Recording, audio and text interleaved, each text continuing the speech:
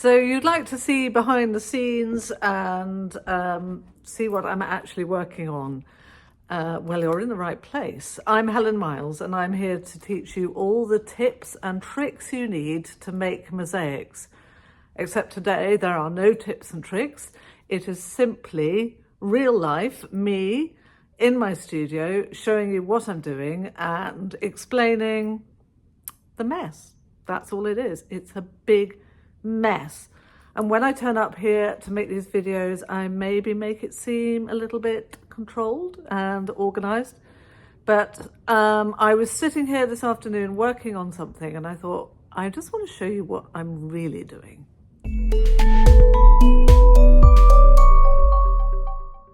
So I'm going to start off by showing you what I am literally working on, and it is this.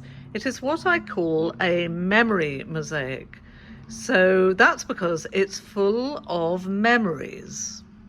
So someone in Edinburgh got in touch with me because they'd seen my mosaics around town and they wanted to commission a mosaic for their wife as a present.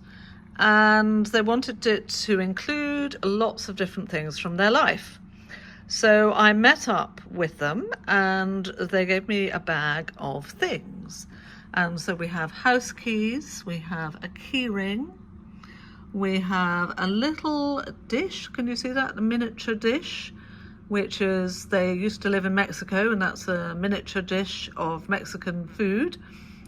There's buttons there, there's beads, can you see in the center around the button, those little green beads, which they are beads given to the wife who was a teacher, and the students, one of her students gave her a bracelet with those beads on.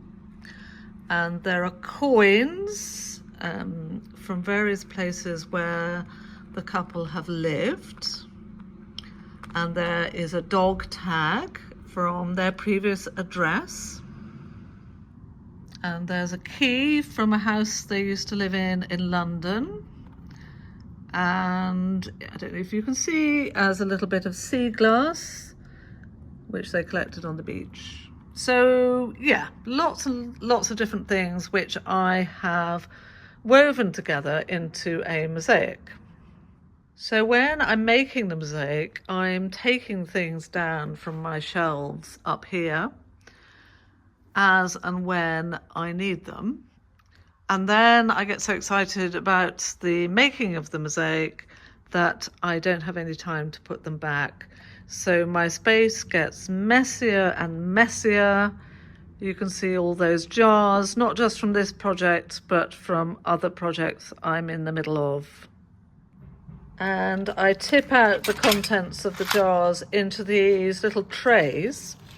So I used to have a dog. I used to have the best dog in the world, a fluffy street dog from Greece, and he had a bad stomach for many years, so he could only have wet food. And so I got lots and lots of these brilliant plastic low-sided trays, which I use all the time. So when I'm making projects and I have leftovers, on organised days, I divide them up. I organise them into colours. So this is mixed blues, so they're quite useful for what I'm making at the moment. So then I just tip my jar out into my tray and I can see what I have available. And I'm using tile adhesive thinset for this project. And I'm using an old yoghurt pot, which is cut in half. And my thinset tile adhesive has got pigment added. So, and I've done separate videos on the thinset tile adhesive, so you can watch those. It is still winter in Scotland, as you can see. It's gloomy outside and the studio gets cold, especially overnight. So I add this flexible additive from Mapai to the tile adhesive thinset, and it stops a bloom, a white coloration coming onto the top of the tile adhesive when it dries.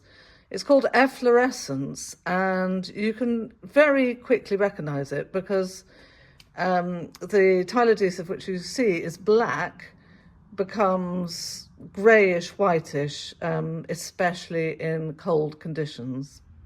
And over here is the remains of my plan for the mosaic. So I've used sticky paper, and I laid out the concept of how I wanted the mosaic to develop and sent a photograph to the client before I started working on it. So obviously changes could be made, and it helped me figure out the colours and the kind of design and the balance to the mosaic. So I often use sticky paper as a trial, as part of a kind of trial process before I commit to the tile adhesive. And over here we have a book, which is this book about the mosaics of Mexico, which I got for my birthday, and I just love it. So I've opened it on this double page spread to look at this ancient Mexican mosaic. So I can, every time when I'm working, I can just look up and see this complete gorgeousness. I'll just stop the video now so I can close the book and show you the title so you can see it. Here is the book. It's called Mosaics in Mexico, the Perdomo Family's Workshop. And I first saw it in Alison McCormack's studio in Ireland when I was over there doing a residency, and fell madly in love with it. And I was very, very covetous, and I was given it for my birthday. It's an extraordinary book.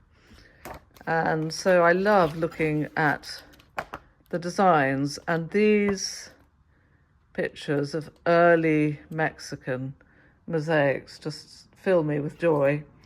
So that's why I have the page open on this double page spread. And since I've taken the book down, you can see what's behind it. I've just got a mixture of postcards and little samples and experiments I've done. So yeah, there's lots of these kind of scattered all around. And here's a little guilty secret. I've just been on a flight to Greece via Istanbul because it's the easiest way to get there from where I am in Edinburgh. And I was on Turkish Airlines, and they had these cute little pots for the pudding and the salad. And I wasn't sure whether they were going to throw them away, and I thought they would be perfect for keeping little bits of things in. So I'm afraid I stole them, but I hope that's okay. Turkish Airlines, I hope you don't want them back. And since we're over here, we'll have a little look at these gorgeous, look at those agates. They are from Scotland. So there's a lapidary society in Edinburgh, which means a society that specialises in semi-precious stones. So people find them out and about on their walks and on the beach, and then they go along to the society and use their machines to cut them and polish them and make them into jewellery. But they have lots of offcuts, which I just think are gorgeous. And a very, very kind gentleman gave me these pieces, which I really treasure. So I did say today was going to be a messy day, and so this is another view of general mess. This is my mask that I use when I am mixing tile adhesive or cement or grout. Very handy thing. And then yesterday, Victoria from Mosaic Workshop came round and gave me this sample card of stone because I might be working on a stone floor soon. So that was incredibly kind of her, and she has a beautiful, beautiful range of colours. And over here is my studio book of the moment, which is the autobiography of Tirzah Garwood, who is the wife of Eric Ravilius. I haven't been to see the exhibition yet, but there is an exhibition on in London, and I'm looking forward to seeing that. And then under the book are a stack of round MDF boards. So I'm going to be teaching I can't remember how many hours it is, but I think it's only a 4-hour course. And those of you who make mosaics already will know that making anything in 4 hours is quite a tall order. So I thought we'd try making placemats and just use glass and see how we go. I think it should be manageable. Let's hope so.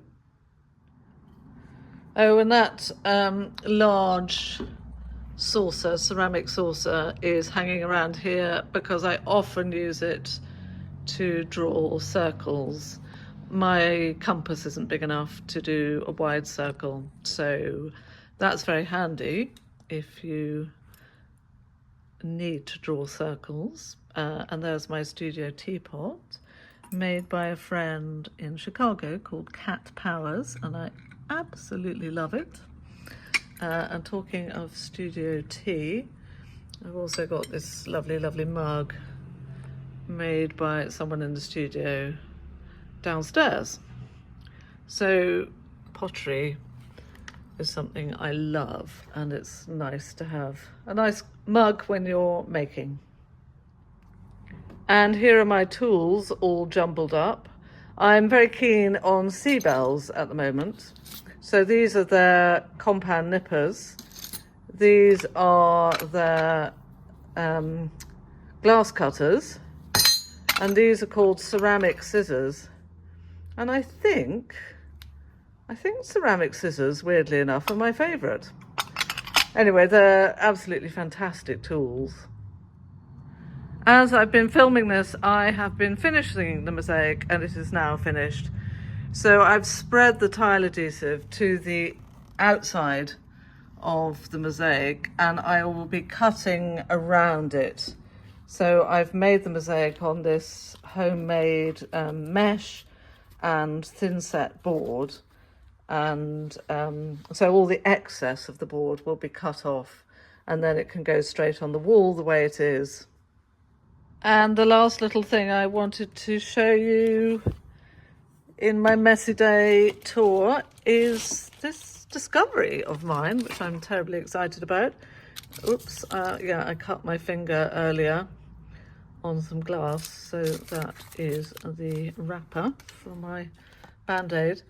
So yes, I was looking at this book, which is about the mosaics of Alexandria, and to my great delight and excitement, I noticed that this mosaic of a pigeon actually has a millefiori eye. So often when I'm teaching mosaics, I give people millefiori eyes because it's very difficult on a small scale to produce an effective eye. And then I saw this and was hugely excited. It doesn't give a date, but anyway, we know it's ancient. So yes, thought I'd share that with you. So I hope you enjoyed that little messy day tour of my studio, and I hope you picked up a few little tips inadvertently along the way. I've even left my keys on, my fob to enter the door here. Anyway, if you like this video and you'd like to see more, then please subscribe below. It means a lot to me. Thank you very, very much for watching. Goodbye.